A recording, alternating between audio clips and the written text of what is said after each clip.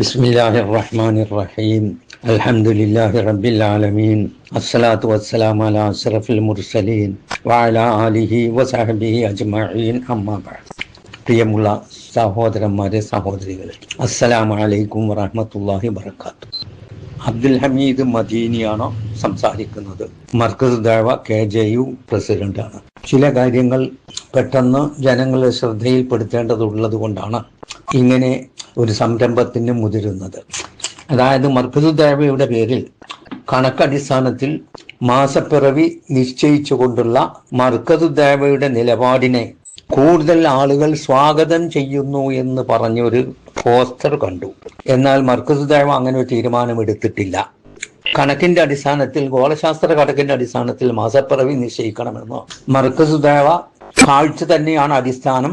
അത് ലോകത്ത് എവിടെങ്കിലും കണ്ടാൽ നമുക്കത് അംഗീകരിക്കാമെന്ന റസൂൽ സല്ലല്ലാഹു അലൈഹി വസല്ലം സുന്നത്തുമായി ഈ ഗോളശാസ്ത്രത്തെ ബന്ധിപ്പിച്ചുകൊണ്ടാണ് മർക്കസ് ദഅവ തീരുമാനം എടുത്തിട്ടുള്ളത്. അപ്പൊ ഗോളശാസ്ത്രം തള്ളിക്കളയുന്നില്ല, അത് ശരിയാണ്.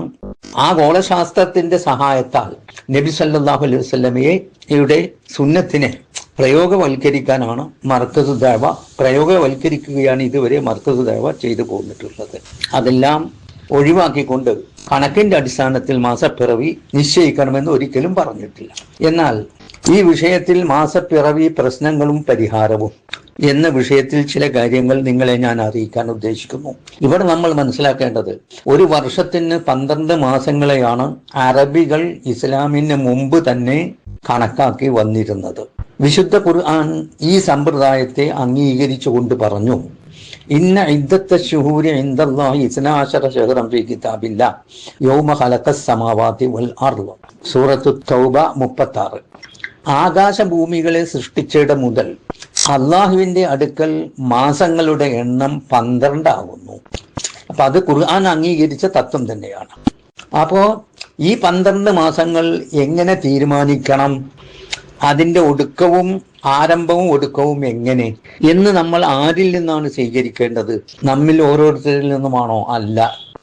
അത് തീരുമാനിക്കാനും നമുക്ക് പ്രയോഗത്തിൽ വരുത്തുവാനുമാണ് അള്ളാഹു സുബ്ഹാനഹു വ തആല മുഹമ്മദ് നബിനെ അയച്ചത്. അപ്പൊ ഈ ഖുർആൻ വചനങ്ങളുടെ ഒന്നാമത്തെ വ്യാഖ്യാതാവ് മുഹമ്മദ് നബി സല്ലല്ലാഹു അലൈഹി വസല്ലം തന്നെയാണ്. അക്കാര്യത്തിൽ യാതൊരു സംശയവുമില്ല. അത് ഖുർആൻ തന്നെ പ്രത്യേകം പറഞ്ഞിട്ടുണ്ട്. വഅൻസൽനാ ഇലൈക ദിക്റ ലിതുബയ്യിന ലിന്നാസി മാ നുസില ഇലൈഹിം ലഅല്ലഹും യതഫക്കറൂൻ. നിനക്ക് നാം വേദം അവതരിപ്പിച്ചിരിക്കുന്നു, അത് ജനങ്ങൾക്കായി അവതരിപ്പിക്കപ്പെട്ടത് നീ അവർക്ക് വിശദീകരിച്ചു കൊടുക്കാൻ, അവർ ചിന്തിച്ച് ഗ്രഹിക്കാനും വേണ്ടി. ഇതാണ് അള്ളാഹു സൂറത്തു നഹൽ 44-ാമത്തെ ആയത്തിൽ വ്യക്തമാക്കിയത്. അപ്പൊ ഈ ഖുർആൻ അള്ളാഹു മുഹമ്മദ് നബിക്കാണ് അവതരിപ്പിച്ചു കൊടുത്തത്. മുഹമ്മദ് നബിയാണ് അത് വിശദീകരിച്ച് തരേണ്ടത്. അപ്പൊ മുഹമ്മദ് നബിയുടെ വ്യാഖ്യാനം തന്നെയാണ് ഖുർആന്റെ ഒന്നാമത്തെ വ്യാഖ്യാനം. നമ്മൾ സാധാരണ കുട്ടികളെ പഠിപ്പിക്കുമ്പോൾ പുസ്തകം എടുത്ത് കൈ കൊടുത്തിട്ട് വായിച്ച് പഠിച്ചോ എന്ന് പറയാറല്ല പതിവ്. ആ പുസ്തകം മുൻകൂട്ടി പഠിച്ച് അത് കുട്ടികളെ പഠിപ്പിക്കാൻ പരിശീലനം നേടിയ അധ്യാപകരെ നിയമിക്കുകയാണ് ചെയ്യുന്നത്. ആ അധ്യാപകരിലൂടെ പഠിച്ചെങ്കിൽ മാത്രമേ ആ പഠനം നേർവഴിക്ക് പോവുകയുള്ളൂ. അപ്പൊ പരിശുദ്ധ ഖുർആൻ നമുക്ക് പഠിക്കാൻ അള്ളാഹു നിശ്ചയിച്ച അധ്യാപകനാണ് മുഹമ്മദ് നബി. ആ മുഹമ്മദ് നബിയുടെ അധ്യാപനത്തിലൂടെ അല്ലാതെ ആര് ഖുർആൻ മനസ്സിലാക്കാൻ ശ്രമിച്ചാലും അതെല്ലാം പിഴച്ച ചിന്തയായിരിക്കും അവർക്ക് അതുകൊണ്ട് നൽകുക എന്ന കാര്യത്തിൽ യാതൊരു സംശയവുമില്ല. അപ്പോൾ നബി സല്ലല്ലാഹു അലൈഹി വസല്ലമ എങ്ങനെയാണ് ഈ വചനത്തെ വ്യാഖ്യാനിച്ചത് എന്ന് പരിശോധിച്ചാൽ നമുക്ക് വ്യക്തമായി മനസ്സിലാക്കാവുന്ന രീതിയിൽ നബി സല്ലല്ലാഹു അലൈഹി വസല്ലമ പറഞ്ഞു, സൂമൂ ലിറുയതിഹി വഅഫ്തിറൂ ലിറുയതിഹി ഫഇൻ ഗുമ്മ അലൈക്കും ഫഉദ്ദു 30 യൗമൻ. ബുഖാരി. ചന്ദ്രക്കല കണ്ടാൽ നിങ്ങൾ നോമ്പെടുക്കുക, അത് കണ്ടാൽ മുറിക്കുകയും ചെയ്യുക. ഇനി മേഘാവൃതമായാൽ 30 ദിവസം എണ്ണി പൂർത്തിയാക്കുക. ബുഖാരി റിപ്പോർട്ടാണ്. അപ്പൊ നബി സല്ലല്ലാഹു അലൈഹി വസല്ലമയുടെ ഈ വിശദീകരണം യാതൊരു സംശയത്തിനും ഇട നൽകാതെ വ്യത്യസ്ത രൂപത്തിൽ 107 പരമ്പരകളിലൂടെ സ്ഥിരപ്പെട്ടു വന്നിട്ടുണ്ട്. ഇത്രയും പ്രബലമായ ഹദീസ് വന്ന വിഷയങ്ങൾ വളരെ അപൂർവമാണ്. ഇത്രയും പ്രബലമായ ഹദീസ് ഉണ്ടായിരിക്കെ പിന്നെ എങ്ങനെയാണ് ഒരു മുസ്ലിമിന് മാസപ്പിറവി വിഷയത്തിൽ സംശയമുണ്ടാകുക? ഒരിക്കലും ഉണ്ടാവാൻ സാധ്യതയില്ല. ഒരിക്കൽ നബി സല്ലല്ലാഹു അലൈഹി വസല്ലമയും സഹാബത്തും റമദാൻ 29 മാസം കണ്ടില്ല. അതിനാൽ പിറ്റേന്ന് അവരെല്ലാവരും നോമ്പെടുത്തു, 30ാമത്തെ നോമ്പ്. തുടർന്ന് ഒരു യാത്രാ സംഘം ഉച്ചയോടടുത്ത സമയത്ത് മദീനയിൽ വന്നു. അവർ പറഞ്ഞു, പ്രവാചകരെ, ഇന്നലെ വൈകുന്നേരം ഞങ്ങൾ മാസപ്പിറവി കണ്ടു. ഇവരുടെ സാക്ഷിത്വം നബി സ്വീകരിക്കുകയും എന്നിട്ട് അനുയായികളോട് ഈ സമയം ഉച്ചയോടടുത്ത സമയമായതുകൊണ്ട് നാളെ നമസ്കാരത്തിന് ഈദ്ഗാഹിൽ പുറപ്പെടാനും ഇന്ന് നോമ്പ് മുറിക്കാനും കൽപ്പിക്കുകയാണ് ചെയ്തത്. ഇതാണ് നബി സല്ലല്ലാഹു അലൈഹി വസല്ലമയുടെ സുന്നത്ത്. ഇത് അബൂ ദാവൂദ്, നസായി റിപ്പോർട്ട് ചെയ്ത ഹദീസാണ്. ഇവിടെ 29 മാസം കാണാതിരുന്നപ്പോൾ ഗോളശാസ്ത്രം അനുസരിച്ച് പിറവി ഉണ്ടോ എന്ന് നബി സല്ലല്ലാഹു അലൈഹി വസല്ലമ അന്വേഷിച്ചില്ല. എന്നാൽ ന്യൂമൂൺ അനുസരിച്ച് നോമ്പെടുക്കുന്ന യഹൂദികൾ മദീനയിൽ ധാരാളമുണ്ട്. അവരോട് ചോദിച്ച് ഇന്ന് മാസപ്പിറവി ഉണ്ടോ എന്ന് നബി സല്ലല്ലാഹു അലൈഹി വസല്ലം ഒരിക്കലും തന്നെ തിരക്കിയിട്ടില്ല. കണക്ക് ആരോടും ചോദിക്കാം, മുസ്ലിമിനോടും അമുസ്ലിമിനോടും ഒക്കെ ചോദിക്കാലോ. കണക്ക് എപ്പോഴും കണക്ക് തന്നെയാണ്. ഇങ്ങനെ നബി ചോദിക്കാറുണ്ടായില്ല, ചോദിച്ചിട്ടില്ല. അതിന് കണക്ക് പറഞ്ഞു തരുന്നതിന് മുസ്ലിം ആവണമെന്ന നിബന്ധനയില്ല. മദീനയിൽ അമുസ്ലിങ്ങളായ വൈദ്യന്മാരുണ്ടായിരുന്നു. അവർക്ക് പ്രാക്ടീസ് ചെയ്യാൻ നബി സല്ലല്ലാഹു അനുവാദവും കൊടുത്തിരുന്നു. ഇതിനെല്ലാം പുറമെ ബദറിൽ ബന്ധനസ്ഥരാക്കപ്പെട്ട കൊടിയ മുശ്രിക്കുകളെ സഹാബത്തിന് എഴുത്തും വായനയും പഠിപ്പിക്കാൻ നബി സല്ലല്ലാഹു അലൈഹി വസല്ലമ അവരെ നിശ്ചയിക്കുകയും ചെയ്തു. ഇനി ഇന്നാ ഉമ്മത്തും ഉമ്മിയ ലാ നക്തുബു വലാ നഹ്സുബു എന്ന് പറഞ്ഞ ഹദീസ്, നമ്മൾ എഴുതാത്തവരാണ്, വായിക്കാത്തവരാണ്. അതുകൊണ്ട് നമ്മൾ മാസം 29ഉം 30ഉമായിട്ട് കണക്കാക്കേണ്ടതാണ് എന്ന് നബി സല്ലല്ലാഹു അലൈഹി വസല്ലമ പറഞ്ഞ് അത് ശരിയാണ്. അതായത് ചിലരിതിന് അർത്ഥം പറയാറ്, ലാ നക്തുബു വലാ നഹ്സുബു, ഞങ്ങൾക്ക് എഴുതാൻ അറിയില്ല, വായിക്കാൻ അറിയില്ല എന്നാണ് അർത്ഥം പറയല്. ആ പറയല് തെറ്റാണ്. അങ്ങനെ അർത്ഥം അതിനില്ല. ലാ നക്തുബു എന്ന് പറഞ്ഞാൽ എഴുതാറില്ല, വലാ നഹ്സുബു വായിക്കാറില്ല എന്നേ അർത്ഥമുള്ളൂ. ഉദാഹരണമായിട്ട് ലാ നദ്രിബു വലാ നഅ്കുലു വലാ നശ്റബു എന്നൊക്കെ പറഞ്ഞാൽ എന്താണ് അതിന്റെ അർത്ഥം? ലാ നദ്രിബു എന്ന് പറഞ്ഞാൽ തിന്നാൻ അറിയില്ല എന്ന് അർത്ഥം ഉണ്ടോ? ലാ നദ്രിബു എന്ന് പറഞ്ഞാൽ അടിക്കാൻ അറിയില്ല എന്ന് അതിനർത്ഥമില്ല. അതുപോലെ വലാ നഅ്കുലു എന്ന് പറഞ്ഞാൽ തിന്നാൻ അറിയില്ല എന്ന് അതിന് അർത്ഥമില്ല. വലാ നശ്റബു എന്ന് പറഞ്ഞാൽ കുടിക്കാൻ അറിയില്ല എന്നതിന് അർത്ഥമില്ല. മറിച്ച് ഞങ്ങൾ അടിക്കാറില്ല, തിന്നാറില്ല, കുടിക്കാറില്ല എന്നേ അതിനർത്ഥമുള്ളൂ. അപ്പോ ഉമ്മത്തും ഉമ്മിയ, ഉമ്മിയി എന്ന് പറഞ്ഞാൽ അതൊരു നാനാർത്ഥമുള്ള പദമാണ്. അക്ഷരജ്ഞാനമില്ലാത്തവർ എന്ന അർത്ഥമുണ്ട്. ഉമ്മയുടെ മടിത്തട്ടിൽ നിന്ന് കിട്ടിയ വിവരമല്ലാതെ ഒരു സ്ഥാപനത്തിൽ എവിടെയും പോയി പഠിച്ചിട്ടില്ല എന്നും അർത്ഥമുണ്ട്. അറബികൾക്കും പൊതുവെ ഉമ്മിയി എന്ന് പറയാറുണ്ട്. അത് യഹൂദികൾ ലൈസ അലൈനാ ഫിൽ ഉമ്മിയീന സബീലുൻ എന്ന് പരിശുദ്ധ ഖുർആനിൽ വന്നിട്ടുണ്ട്. യഹൂദികളെ എന്തെങ്കിലും വിശ്വസിച്ച് സൂക്ഷിക്കാൻ ഏൽപ്പിച്ചാൽ അത് മുസ്ലിങ്ങൾക്ക് പിന്നെ തിരിച്ചു കൊടുക്കൂല. അവർ പറയും ഞങ്ങളും ഈ അറബികളും തമ്മിൽ അങ്ങനെയുള്ള യാതൊരു ബന്ധവുമില്ല, അറബികളെ എത്ര വേണമെങ്കിലും ചൂഷണം ചെയ്യാം എന്ന ധാരണയാണ് അവർക്കുണ്ടായിരുന്നത്. അപ്പൊ ഇങ്ങനെ അറബികൾ എന്ന അർത്ഥത്തിലും ആ പദം വന്നിട്ടുണ്ട്. അത് ഏതർത്ഥമാണോ ഓരോ സ്ഥലത്തും യോജിച്ചു വരുന്നത് ആ അർത്ഥമാണ് കൊടുക്കേണ്ടത്. ഞങ്ങൾ ഉമ്മത്തും ഉമ്മിയാണെന്ന് പറഞ്ഞാൽ എഴുത്തും വായനയും അറിയാത്തത് കൊണ്ട് മാസം 29ഉം 30ഉം കണക്കാക്കണം എന്ന് ചിലർ പറയുകയും അപ്പോൾ എഴുത്തും വായനയും അറിഞ്ഞാൽ അതിന് വിപരീതമായി പ്രവർത്തിക്കണമെന്നും അവിടെ മാസപ്പിറവി കാണേണ്ടതില്ല, അത് കണക്കിന്റെ അടിസ്ഥാനത്തിൽ ഉമ്മിയല്ലാത്തത് കൊണ്ട് കണക്കിന്റെ അടിസ്ഥാനത്തിൽ തീരുമാനിക്കാമെന്നും ചിലർ പറയാറുണ്ട്. തികച്ചും അത് തെറ്റാണ്. അങ്ങനെ ഒരു സമ്പ്രദായം നബി സല്ലല്ലാഹു അലൈഹി വസല്ലമയുടെ കാലത്ത് ഉണ്ടായിട്ടില്ല. എന്നാൽ ഞങ്ങൾ എഴുത്തും വായനയും അറിയാത്തവരാണ് എന്നതിന് അർത്ഥമില്ലെന്ന് ഞാൻ പറഞ്ഞല്ലോ. എന്നാൽ അറബികളിൽ എഴുത്തും വായനയും ഗോളശാസ്ത്രവും ഒക്കെ അറിയുന്നവരുണ്ടായിരുന്നു. അത് നമ്മൾ മനസ്സിലാക്കണം. ഈ കപ്പലോട്ട വിഷയത്തിൽ മുൻപന്തിയിൽ നിന്നിരുന്നത് അറബികളാണ്. ഗോളശാസ്ത്രം പഠിക്കാത്തവർക്ക് അങ്ങനെ കപ്പൽ ഓടിക്കാൻ, അന്നത്തെ പായക്കപ്പലുകൾ ഓടിക്കാൻ ഒരിക്കലും തന്നെ സാധ്യമല്ല. അതുപോലെ തന്നെ അനന്തരാവകാശ നിയമം, സ്വത്ത്, ഇസ്ലാമിക നിയമമനുസരിച്ച് സ്വത്ത് ഭാഗിച്ചു കൊടുക്കണമെങ്കിൽ കണക്കറിയാത്തവർക്ക് അത് സാധ്യമല്ല. സഹാബത്ത് അത് നിർവഹിച്ചിരുന്നു. അതുപോലെ തന്നെ യുദ്ധാനന്തര സമ്പത്ത് ഭാഗിച്ചു കൊടുക്കുന്നിടത്തും കണക്ക് അറിയേണ്ടതുണ്ട്. അപ്പോ കണക്ക് അറിയുന്നവർ അവരിൽ ഉണ്ടായിരുന്നു. ഇന്നും നമ്മുടെ നില അങ്ങനെ തന്നെ. ഗോളശാസ്ത്രം അറിയാവുന്നവർ മുസ്ലിം സമൂഹത്തിൽ എത്ര പേരുണ്ട്? 1% പോലും ഉണ്ടാവൂല. കാരണം അത് എല്ലാവരും അത് പഠിക്കേണ്ടതില്ല. ഒരാൾ പഠിച്ചാൽ മതി. അത് ഫർദ് കിഫയാണ്. എല്ലാവരും അത് പഠിക്കണമെന്നില്ല. ആ നിലക്ക് ഇന്നും ഗോളശാസ്ത്രം എടുത്തു നോക്കിയാൽ ഈ സമുദായത്തിന്റെ അവസ്ഥ അതുപോലെ തന്നെയാണ്. ഇങ്ങനെ അറബികളിൽ കണക്കും അതുപോലെ ഗോളശാസ്ത്രവും പഠിച്ചവർ ഉണ്ടായിരുന്നു എന്നോ ഇമാം ദഹബി റഹിമഹുമുള്ള തന്റെ സിയറു അലാമിൻ നുബലാ എന്ന ഗ്രന്ഥത്തിൽ വ്യക്തമായി പറഞ്ഞിട്ടുണ്ട്. 1457 നബി സല്ലല്ലാഹു അലൈഹി വസല്ലമ മാസപ്പിറവി കണക്കനുസരിച്ച് നോമ്പും പെരുന്നാളും ഒരിക്കലെങ്കിലും നിർവഹിച്ചിട്ടുണ്ടോ? ഇല്ല എന്നുള്ളതാണ് ശരി. ഒരിക്കൽ പോലും നബി കണക്കനുസരിച്ച് നിർവഹിച്ചിട്ടില്ല. നബി മദീനത്ത് വന്ന് 10 കൊല്ലം മദീനയിൽ ജീവിക്കുകയും ഈ കാലഘട്ടങ്ങളിൽ 10 പ്രാവശ്യമെങ്കിലും നോമ്പ് വരികയും അതിന് വിധി പ്രസ്താവിക്കുകയും ചെയ്തിട്ടുണ്ട്. ഇവരൊക്കെ മാസപ്പിറവി കണ്ടതിന്റെ അടിസ്ഥാനത്തിൽ തന്നെയാണ്. പിന്നെ നബി സല്ലല്ലാഹു അലൈഹി വസല്ലമയ്ക്ക് ശേഷം ഖുലഫാഉർ റാഷിദുകളും മറ്റ് സഹാബിമാരും അവരുടെ കാലത്തൊന്നും കണക്കനുസരിച്ച് മാസം കണക്കാക്കുന്ന സമ്പ്രദായം ഉണ്ടായിരുന്നില്ല. മറിച്ച് മാസപ്പിറവി കണ്ടതിന്റെ അടിസ്ഥാനത്തിൽ തന്നെയാണ് നബിയും സഹാബത്തും മാസാരംഭം കുറിച്ചിരുന്നത്. അതാണ് നബി സല്ലല്ലാഹു അലൈഹി വസല്ലമയുടെ സുന്നത്ത്. നബി സല്ലല്ലാഹു അലൈഹി വസല്ലമ പരിശുദ്ധ ഖുർആന്റെ വചനങ്ങളെ ഇങ്ങനെയാണ് നമുക്ക് വിവരിച്ചു തന്നത്. ഇങ്ങനെ നബിയുടെയും സഹാബത്തിന്റെയും മാതൃക വ്യക്തമായി മനസ്സിലാക്കിയതിനു ശേഷം അതിനെതിരെ പ്രവർത്തിക്കുന്നവരെ വളരെ ഗൗരവമായ താക്കീതാണ് അവർക്ക് ഖുർആൻ നൽകുന്നത്. വമൻ യുശാഖിഖിർ റസൂല മിൻ ബഅദി മാ തബയ്യന ലഹുൽ ഹുദാ വയത്തബിഉ ഗൈറ സബീലിൽ മുഅ്മിനീന നുവല്ലിഹി മാ തവല്ല വനുസ്ലിഹി ജഹന്നം വസാഅത് മസീറ.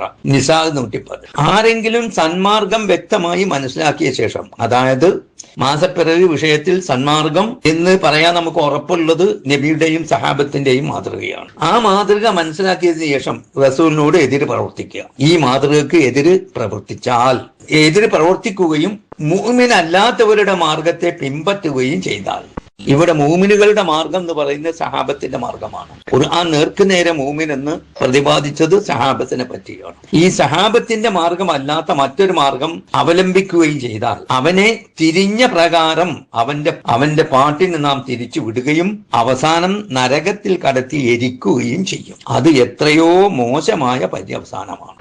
ഇങ്ങനെയുള്ള താക്കീതാണ് നബിയുടെയും സഹാബത്തിന്റെയും മാതൃകക്ക് എതിരായി പ്രവർത്തിക്കുന്നവർക്ക് പരിശുദ്ധ ഖുർആൻ നൽകിയിട്ടുള്ളത്. ഇത് നമ്മൾ ഗൗരവപൂർവ്വം തന്നെ കണക്കിലെടുക്കേണ്ടതാണ്. ദീനിന്റെ പേരിൽ എന്തെങ്കിലും അങ്ങോട്ട് പറഞ്ഞു കളയാന്ന് വിചാരിക്കരുത്.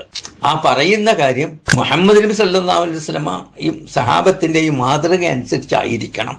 അത് വീണ്ടും സൂറത്ത് തൗബയിൽ അല്ലാഹു പറയുന്നു, വസ്സാബിഖൂനൽ അവ്വലൂന മിനൽ മുഹാജിരീന വൽ അൻസാർ വല്ലദീന തബഊഹും ബിഇഹ്സാൻ റളിയല്ലാഹു അൻഹും വറദു അൻഹു അഅദ്ദ ലഹും ജന്നാത്തിൻ തജ്രി തഹ്തഹൽ അൻഹാർ വദാലിക്കൽ ഖാലിദീന ഫീഹാ അബദ വദാലിക്കൽ ഫൗസുൽ അലീം. സൂറത്ത് തൗബ 100-ാമത്തെ ആയത്ത്. അതായത് ആദ്യമേ ഇസ്ലാമിലേക്ക് വന്ന മുഹാജിറുകളും അൻസാറുകളും.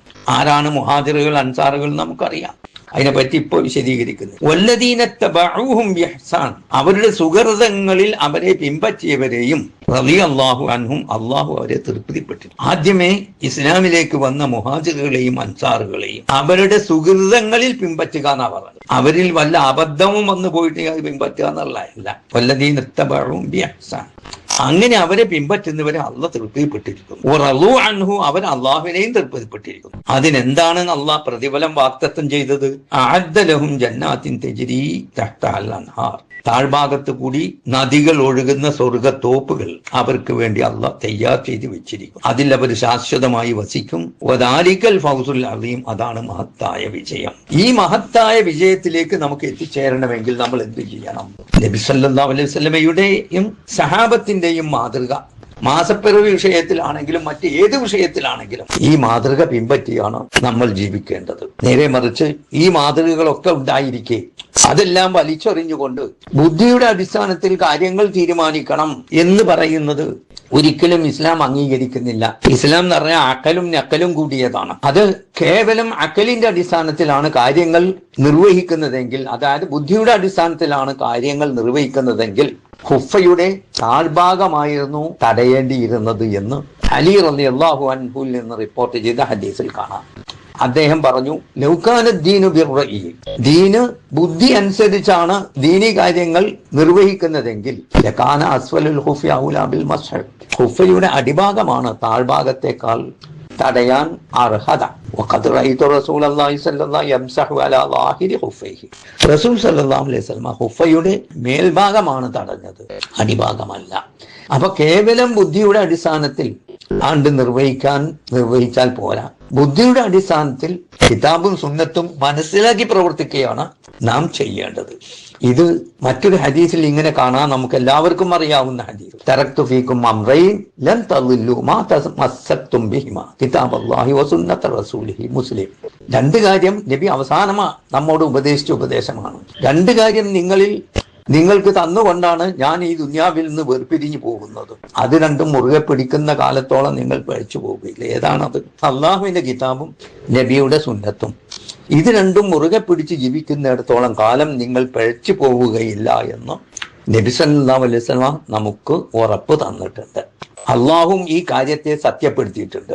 അള്ളാഹ് പറയുന്നു, ഇൻ കുന്തും തുഹിബ്ബൂനല്ലാഹ ഫത്തബിഊനി യുഹിബ്ബുക്കും. നിങ്ങൾ അള്ളാഹുവിനെ ഇഷ്ടപ്പെടുന്നുവെങ്കിൽ എന്ത് വേണം? ഫത്തബിഊനി, എന്നെ നിങ്ങൾ പിൻപറ്റണം, എന്റെ സുന്നത്തിനെ പിൻപറ്റണം. അങ്ങനെ എന്റെ സുന്നത്തിനെ പിൻപറ്റിയാൽ യുഹിബ്ബുക്കുമുല്ലാഹ്, അള്ളാഹ് നിങ്ങളെയും സ്നേഹിക്കും.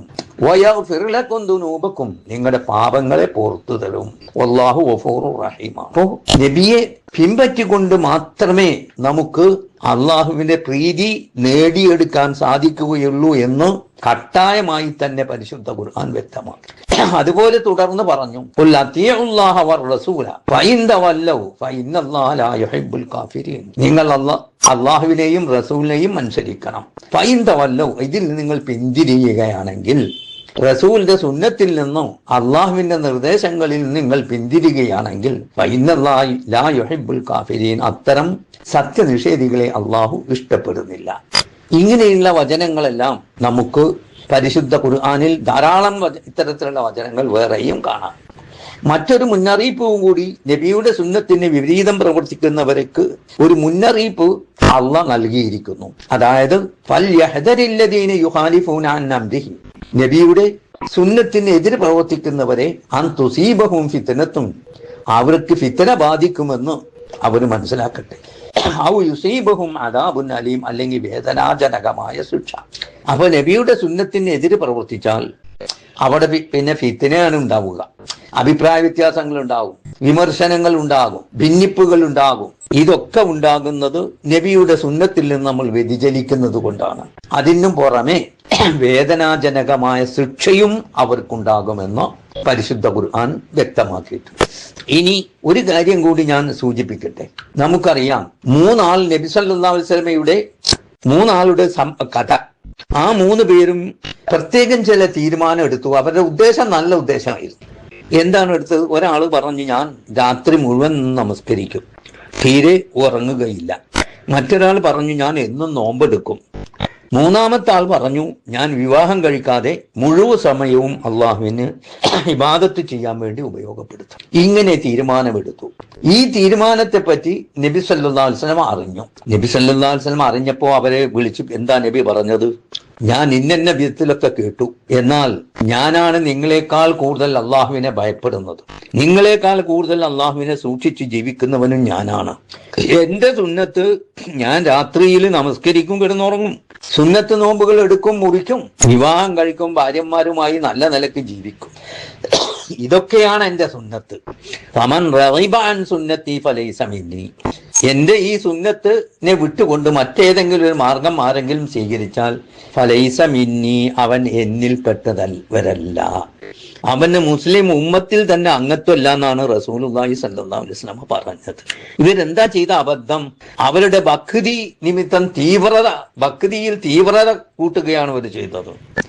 രാത്രി മുഴുവൻ ഉറങ്ങാതെ നമസ്കരിക്കാമെന്നും എന്നെന്നും നോമ്പെടുക്കാമെന്നും വിവാഹം കഴിക്കാതെ ജീവിതം അള്ളാഹുവിനും റസൂലിനും വേണ്ടി നീക്കിവെക്കാമെന്നും ശപഥം ചെയ്തവര് എന്റെ സുന്നത്തിനെതിരാണ് നീങ്ങുന്നത്. അതുകൊണ്ട് അവർക്ക് ഇസ്ലാമിൽ തന്നെ അംഗത്വമല്ല എന്നാണ് മുഹമ്മദ് നബി പറഞ്ഞത്.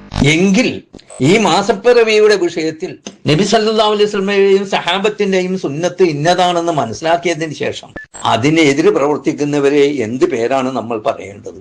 നിങ്ങളൊന്ന് ആലോചിച്ച് നോക്കൂ. മറ്റൊരു സംഭവം, ഷെയ്ഖ് സാലിഹ് അബ്ദുൽ ഖാദി, തമ്മീസിലെ ഖാദിയാണ് അദ്ദേഹം. ഉബ്ബഹക്ക് അടുത്തുള്ള തമ്മീസിലെ ഖാദിയാണ്.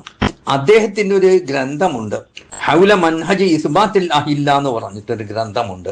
ആ ഗ്രന്ഥത്തിൽ അദ്ദേഹം പറയുന്നു, ഇദാ സബത റുഇയ ഫീ ബലദിൻ, ഒരു നാട്ടിൽ മാസപ്പിറവി കണ്ടാൽ വജബ അലൽ മുസ്ലിമീന ഇൽതിസാമു ബിഹാ, മുസ്ലിങ്ങൾ അത് സ്വീകരിക്കണം, അതനുസരിച്ച് പ്രവർത്തിക്കണം. വലാ ഇബറത്തൽ ഇഖ്തിലാഫിൽ മതാലിഅ, ഉദയാസ്തമന വ്യത്യാസം പരിഗണിക്കേണ്ടതില്ല.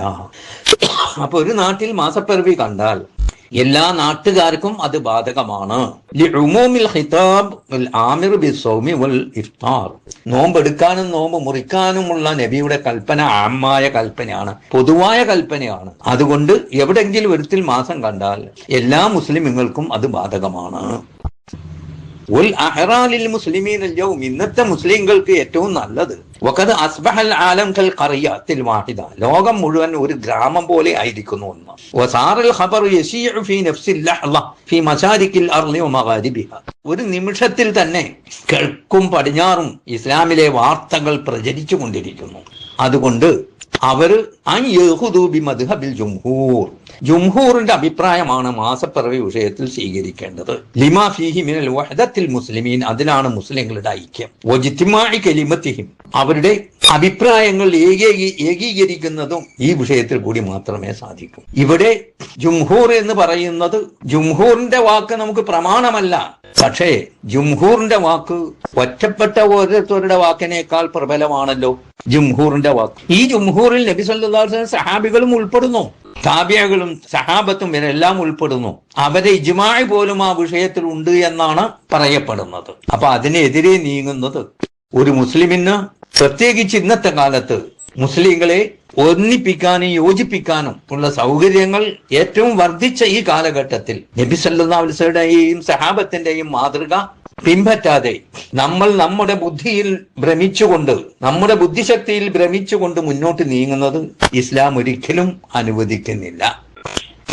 മാത്രമല്ല, ചിലർ പറയാറുണ്ട്, നമ്മള് ളുഹർ നിസ്കരിക്കുന്നത് സൂര്യൻ മധ്യാഹ്നത്തിന് തെറ്റിയത് കണ്ടിട്ടാണോ, ഫജ്ർ നമസ്കരിക്കുന്നത് ഫജ്ർ കണ്ടിട്ടാണോ, മഗ്രിബി നിസ്കരിക്കുന്നത് സൂര്യൻ അസ്തമിച്ചത് കണ്ടിട്ടാണോ എന്നൊക്കെ പലരും ചോദിക്കാറുണ്ട്. ആ ചോദ്യം വിഡ്ഢിത്തമാണ്. കാരണം ഇവിടെ എവിടെയും അത് കണ്ടിട്ട് നമസ്കരിക്കണമെന്ന് പറഞ്ഞിട്ടില്ല. അപ്പൊ ഫജ്ർ നമസ്കാരം, ഫജ്ർ ഉദിച്ചത് കണ്ടിട്ട് നമസ്കരിക്കണമെന്ന് പറഞ്ഞിട്ടില്ല, ഫജ്ർ ഉണ്ടായാൽ മതി. അതുപോലെ വൈദാ സാലത്തി ശംസു, സൂര്യൻ മധ്യാഹ്നത്തിന് തെറ്റിയാൽ ളുഹർ നിസ്കരിക്കണം, അത് കണ്ടിട്ട് നിസ്കരിക്കണം പറഞ്ഞിട്ടില്ല, അത് മധ്യാഹ്നത്തിൽ തെറ്റിയാൽ മതി. അതുപോലെ വൈദാ സാറ ലില്ലു കുല്ലി ഷൈഇൻ മിസ്ലഹു, ഓരോ വസ്തുവും അതിന്റെ നിഴൽ അതിന്റെ വലുപ്പത്തിലെത്തിയാൽ അവർ അസർ നിസ്കരിക്കണം, അത് കണ്ടിട്ട് നിസ്കരിക്കണം എന്ന് പറഞ്ഞിട്ടില്ല, അങ്ങനെ ഉണ്ടായാൽ മതി. ആ ഉർബത്തി ശംസ്, അല്ലെങ്കിൽ മഗ്രിബ് നമസ്കാരത്തിന് സൂര്യൻ അസ്തമിച്ചത് കണ്ടിട്ടേ നമസ്കരിക്കാവൂ എന്ന് പറഞ്ഞിട്ടില്ല, സൂര്യൻ അസ്തമിക്കൽ ഉണ്ടായാൽ മതി.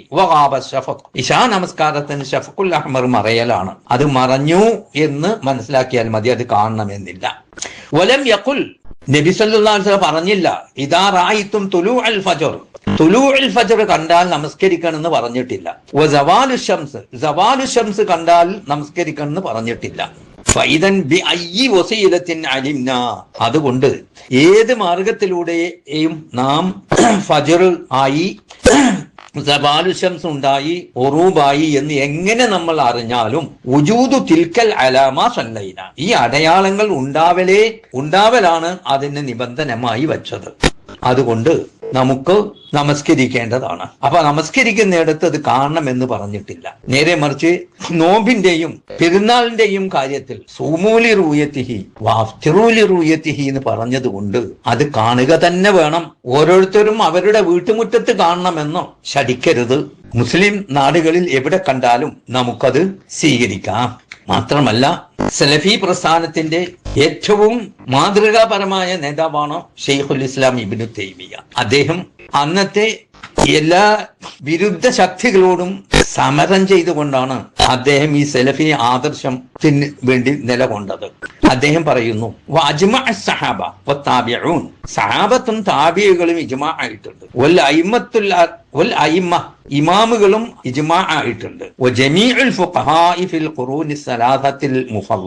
അള്ളാഹുവിന്റെ റസൂൽ ശ്രേഷ്ഠമാണെന്ന് വിശേഷിപ്പിച്ച 3 നൂറ്റാണ്ടിലെ ഫുഖഹാക്കൾ എല്ലാവരും അലാ അന്നഹു ലാ യഅമലു ബിൽ ഹിസാബിൽ ഫലകി, ഗോളശാസ്ത്ര കണക്കനുസരിച്ച് അമൽ ചെയ്യരുത്, നോമ്പും പെരുന്നാളും കഴിക്കരുത് എന്ന് ഇജ്മാ ഉണ്ടായിട്ടുണ്ട്. എന്തിലെ ഫി ഇസ്ബാത്തി ദുഖൂലി ഷഹ്ർ റമളാൻ, റമളാൻ മാസത്തിൽ പ്രവേശിച്ചു, അതുപോലെ തന്നെ റമളാൻ മാസം അവസാനിച്ചു എന്നതിന് ഗോളശാസ്ത്രം സ്വീകരിക്കരുത് എന്ന് സഹാബത്തിന്റെയും താബിഈകളുടെയും ഇജ്മാ ഉണ്ടായിട്ടുണ്ട്. അങ്ങനെ ഒരു കാലഘട്ടത്തിൽ ഇജ്മാ ഉണ്ടായാൽ ആ ഇജ്മാഇനെതിരെ നീങ്ങാൻ മുസ്ലിങ്ങൾക്ക് ഒരിക്കലും അനുവാദമില്ല. അതാണ്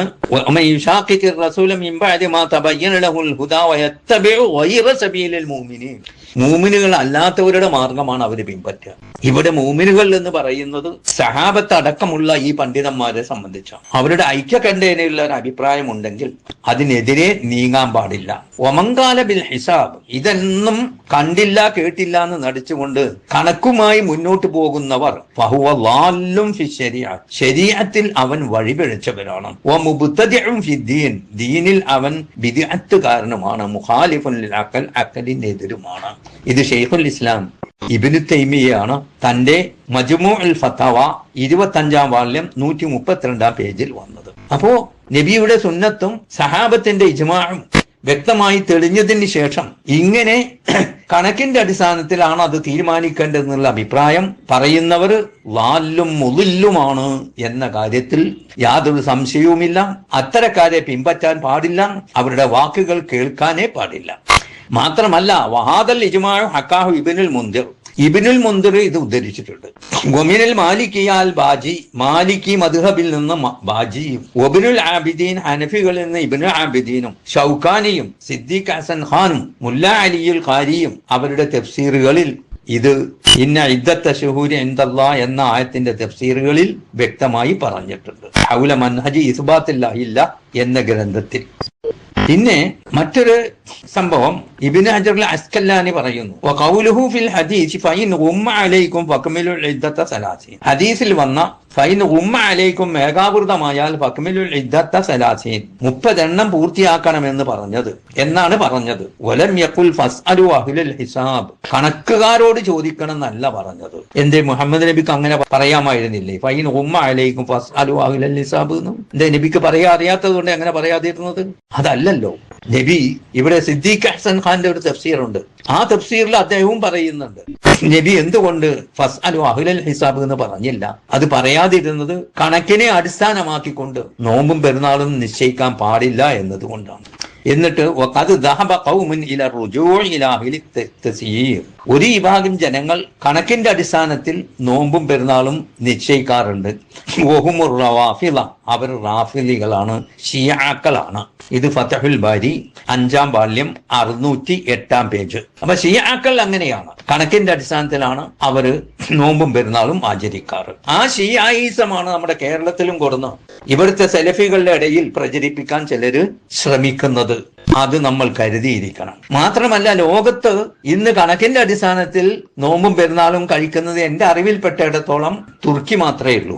മറ്റെവിടെയില്ല. ഈജിപ്തിലും അങ്ങനെയാണ് ചിലർ പറയാറുണ്ട്. അല്ല, ഈജിപ്തിൽ അവിടുത്തെ ദാറുൽ ഇഫ്താർ പ്രഖ്യാപിക്കലാണ്. അല്ലെങ്കിൽ സുഊദുമായി നല്ല കാലാവസ്ഥയിലാണ് അവരെങ്കിൽ സുഊദിന്റെ അഭിപ്രായം സ്വീകരിക്കാറുമുണ്ട് എന്നാണ് ഈജിപ്തിലുള്ള ചിലരുമായി ബന്ധപ്പെട്ടപ്പോൾ നേർക്കുനേരെ എനിക്ക് മനസ്സിലാക്കാനും സാധിച്ചത്. അതുപോലെ അമേരിക്കൻ നാടുകളിലും സുഊദിന്റെ പ്രഖ്യാപനത്തെ അനുസരിക്കാനാണ് സാധാരണ പതിവ്. അതനുസരിച്ചാണ് അവിടെയും നടക്കാറ്. എന്നാൽ അവിടെ ഉദയാസ്തമനത്തിന് വലിയ വ്യത്യാസമുണ്ട്. എന്നാലും സുഊദിന്റെ പ്രഖ്യാപനത്തെയാണ് സ്വീകരിക്കാറ്. ഒരു ചെറിയൊരു വിഭാഗം അമേരിക്കയിൽ കണക്കിന്റെ അടിസ്ഥാനത്തിൽ നീങ്ങുന്നവരുമുണ്ട് എന്ന് അവിടെ ജോലി ചെയ്യുന്ന എന്റെ മകനിൽ നിന്നോ എനിക്ക് മനസ്സിലാക്കാൻ സാധിച്ചു. അവര് ചെറിയൊരു ന്യൂനപക്ഷമാണ്. കണക്കിന്റെ അടിസ്ഥാനത്തിൽ മാത്രം ഭൂരിപക്ഷ മുസ്ലിങ്ങളും സുഊദിന്റെ മാസപ്പിറവിയാണ് പിൻപറ്റാറ് എന്നും വ്യക്തമായി മനസ്സിലാക്കാൻ സാധിച്ചു. ഇനി ഒരു കാര്യം കൂടി പറയാനുള്ളത്, ഇഖ്തിലാഫുൽ മതാലെ പരിഗണിക്കണം എന്നതിന് ഖുറൈബിന്റെ ഒരു ഹദീസ് മാത്രമാണുള്ളത്. ഞാൻ അതിനെപ്പറ്റി ഇനി കൂടുതൽ സമയം ദീർഘിച്ചത് കൊണ്ട് വിശദീകരിക്കുന്നില്ല. ഖുറൈബിന്റെ ഹദീസ് ഷാമിൽ മാസം കണ്ട വിവരം മദീനത്ത് വന്ന് പറഞ്ഞു. അപ്പോ അബ്ദുല്ലാഹിബിൻ അബ്ബാസ് സ്വീകരിച്ചില്ല. ഹാക്കഥ അമർന റസൂലുള്ളാഹി, ഇങ്ങനെയാണ് അള്ളാന്റെ റസൂൽ കൽപ്പിച്ചത് എന്നുള്ളതാണ്. അതിന് പല വ്യാഖ്യാനമുണ്ട്. അള്ളാന്റെ റസൂൽ കൽപ്പിച്ചത്. ഇത് ഷഹാദത്താണ്, ഷഹാദത്തിന് ഒരാൾ പോരാ എന്നാണ് അള്ളാഹുവിന്റെ റസൂൽ കൽപ്പിച്ചത് എന്നും ചിലർ അർത്ഥം പറഞ്ഞിട്ടുണ്ട്. ഇനി അല്ലെങ്കിൽ തന്നെ ഈ ഖുറൈബിന്റെ ഹദീസിനെ ഇന്ന് ഷാമുകാരും സ്വീകരിക്കുന്നില്ല, മദീനക്കാരും സ്വീകരിക്കുന്നില്ല, ആർക്കും വേണ്ട. ഇവിടെ കേരളത്തിലുള്ള കുറച്ച് ആളുകൾക്ക് മാത്രമേ അത് വേണ്ടൂ, അയിമക്കിടുന്ന് ചുറ്റിപ്പരണ്ട് കളിക്കുന്നുള്ളൂ. അതുകൊണ്ട് ആ നടപടിയും ശരിയല്ല. ഞാൻ നേരത്തെ പറഞ്ഞു സൂമൂലി റുയത്തി അഫ്തറൂലി റുയത്തി എന്നുള്ള ഹദീസ് ഏതാണ്ട് 107 പരമ്പരകളിലൂടെ സ്ഥിരപ്പെട്ട ഹദീസാണ്. അത്രയും പ്രബലമായ ഹദീസ് മറ്റ് വിഷയങ്ങളിൽ അപൂർവമായിട്ടേ കാണാൻ കഴിയും. ഇത്ര പ്രബലമായ ഹദീസ് ഉണ്ടായിട്ട് അതനുസരിച്ച് അമൽ ചെയ്യാതെ അത് ദുർവ്യാഖ്യാനിച്ച് ചർവിത ചർവണം നടത്തിക്കൊണ്ട് ഫിത്നയും ഫസാദും ഉണ്ടാക്കുക എന്നുള്ളത് ഒരിക്കലും ഒരു മുസ്ലിമിന് യോജിച്ചതല്ല എന്ന് നാം മനസ്സിലാക്കും. ഇവിടെ ഈ ഖുറൈബിന്റെ ഹദീസ് സൂമൂലി റുയത്തിഹി എന്ന് പറഞ്ഞ ഹദീസിനെ ജമ്മു ചെയ്തുകൊണ്ട് നാസറുദ്ദീൻ അൽബാനി തന്റെ അൽ മുതഫരിഖാത്ത് എന്ന ഗ്രന്ഥത്തിൽ പറയുന്നു. അത് തമ്മിൽ വൈരുദ്ധ്യം തീർക്കാൻ അദ്ദേഹം പറഞ്ഞ ന്യായം, ആ ഷാമിൽ മാസം കണ്ടത് ആ ഷാമുകാർക്ക് മാത്രം ബാധകം, അതുപോലെ അബ്ദുല്ലാഹ് ഇബ്നു അബ്ബാസ് സ്വീകരിക്കാതിരുന്നത് മദീനക്കാർക്ക് മാത്രം ബാധകമാണ്. അത് ആ വിഷയം അതിനോട് കൂടി അവസാനിച്ചു, അത് മാതൃകയാക്കാൻ പാടില്ല എന്നാണ് നാസറുദ്ദീൻ അൽബാനി പറഞ്ഞത്. അത് മനസ്സിലാക്കുകയും ഖുർആനും സുന്നത്തും അനുസരിച്ച്, പരമാവധി ഖുർആനും സുന്നത്തും അനുസരിച്ച് നമ്മുടെ ജീവിതം ക്രമീകരിക്കുകയും മാസപ്പിറവി വിഷയത്തിലും ആ ഖുർആനും സുന്നത്തും തന്നെയാണ് നമ്മുടെ മാതൃക എന്ന് ഉറച്ചു